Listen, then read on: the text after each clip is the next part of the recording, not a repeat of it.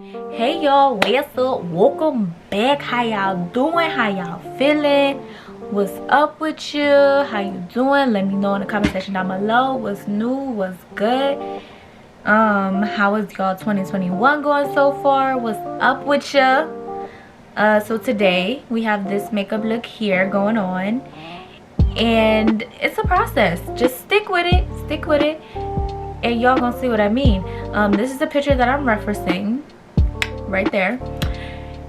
And I'm referencing just the colors, not like anything else. Okay.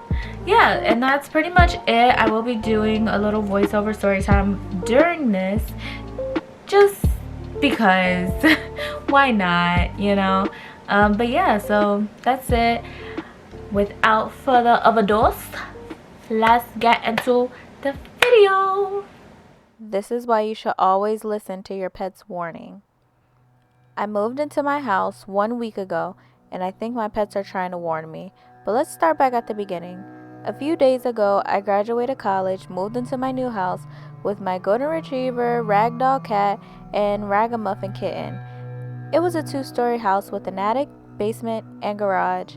The day started out normal. I moved in, unboxed, went out to eat for dinner, and then went to bed.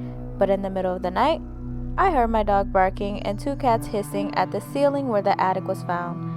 I found it strange because they rarely made noise. Hey, stop! I called out to all 3 of them, but they kept on barking and hissing. What the heck? I thought to myself. I got out of bed. It was literally 2:30 in the morning, and I was really tired. I grabbed the kitten and the other cat and put them in the cage, and did the same with the dog. I didn't hate them, but I was really tired and had to work tomorrow. After work the next day, I brought them to the vet to see what was wrong, but the vet said they were perfectly healthy and nothing was wrong. When I got home, I made dinner and ate. Before I went to bed, I made sure they had food and water. But once again, I woke up in the middle of the night to my dog barking and cats hissing at the attic door. Is there something in the attic I can't hear? I thought to myself. This went on for about a week before I had enough, tied them up before going to bed. But now, I think they were warning me. After letting them back in the next day, I grabbed the ladder and climbed into the attic. I looked in. The attic had no boxes or anything. Or I thought there was nothing there. In the corner stood a man. He was pale and really skinny. I was surprised he was alive. I was shocked, of course, and I didn't know what to do that second. Then it looked at me.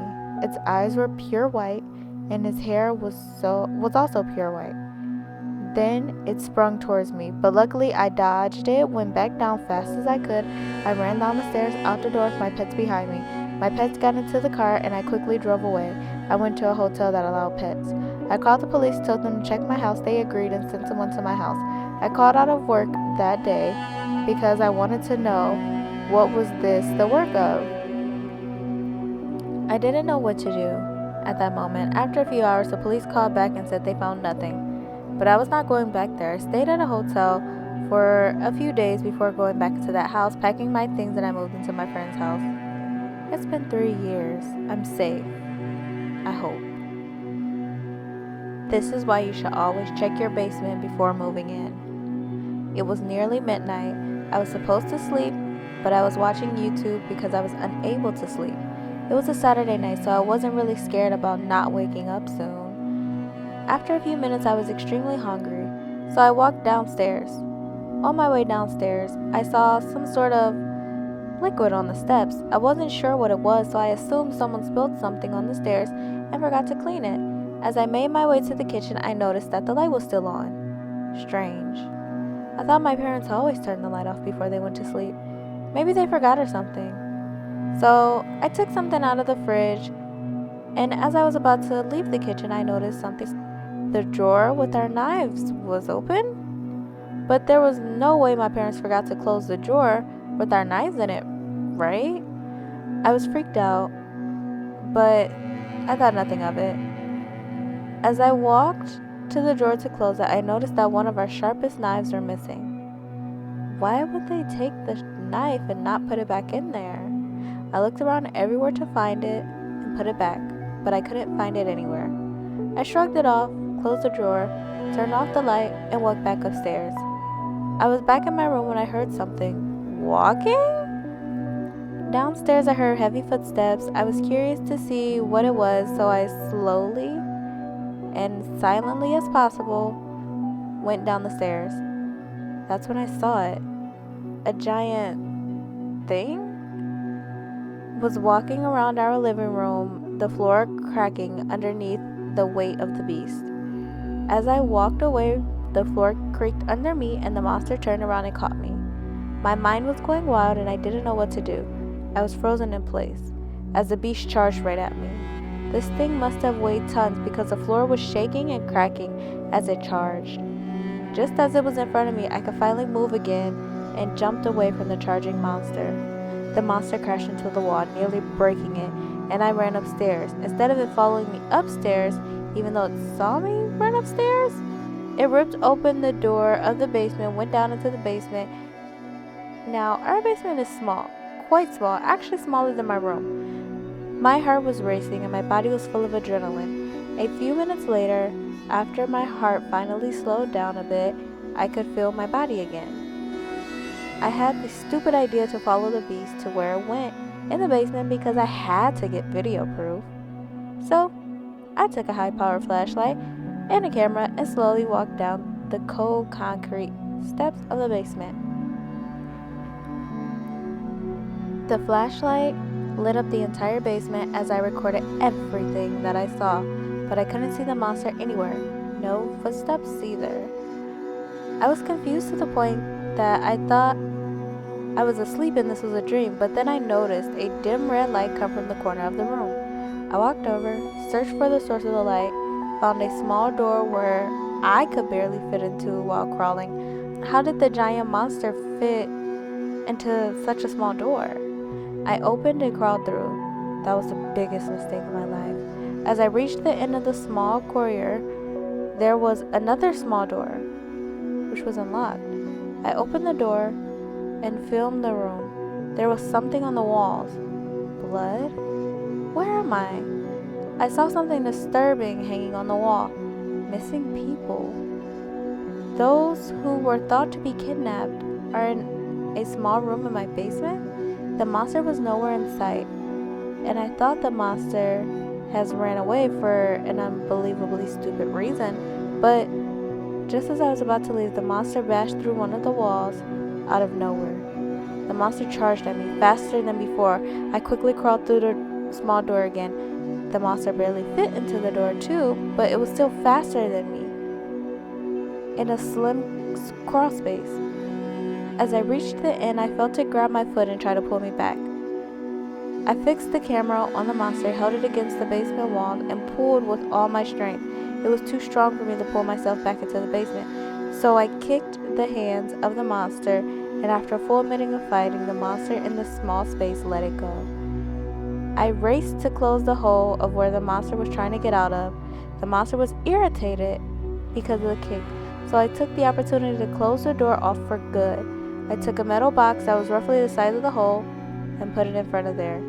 As soon as I found out that the metal box was not strong enough and the monster broke through the door, I am currently hiding from the monster in my room and I don't know what to do. This is why you should never play tag ever again.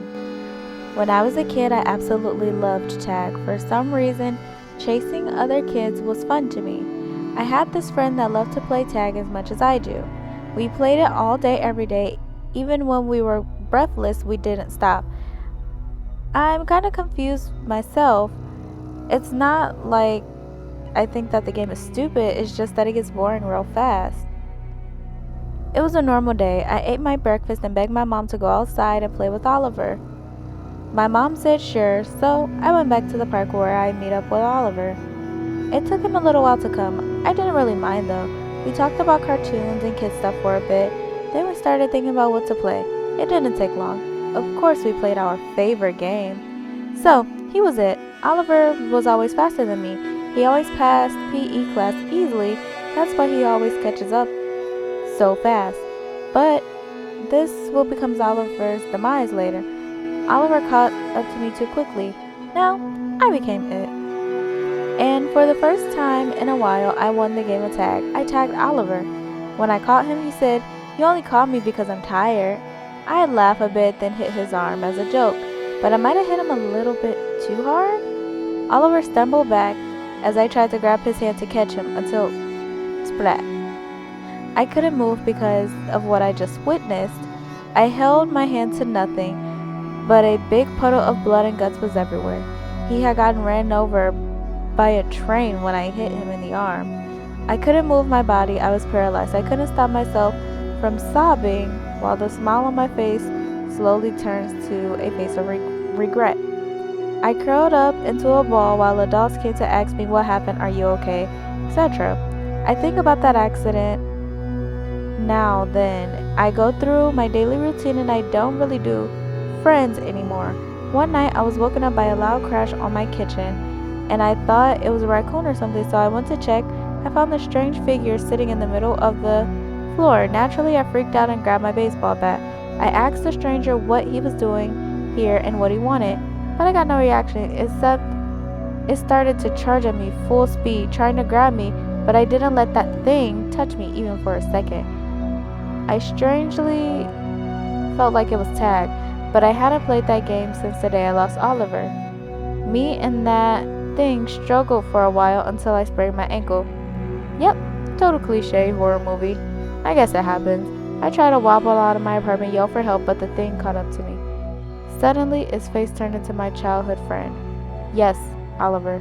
He's been dead for over 10 years, and I was frozen with fear and shock. But the most disturbing thing is that he grabbed my leg and said, "Tag." Okay, so that's it. This is the look. It's all done. And I really like it. It's, I don't know. It's different. I like it. It's cute. Cute. But yeah, that's it. Let me know what y'all think in the comment section down below. Comment, subscribe, like, all that good stuff. Links are gonna be in the comment section. Yeah, so that's it. Do y'all think I did good, like with the color scheme and everything, or like no, yes, maybe so? Anyway, let me know. I will see y'all in another video. Bye.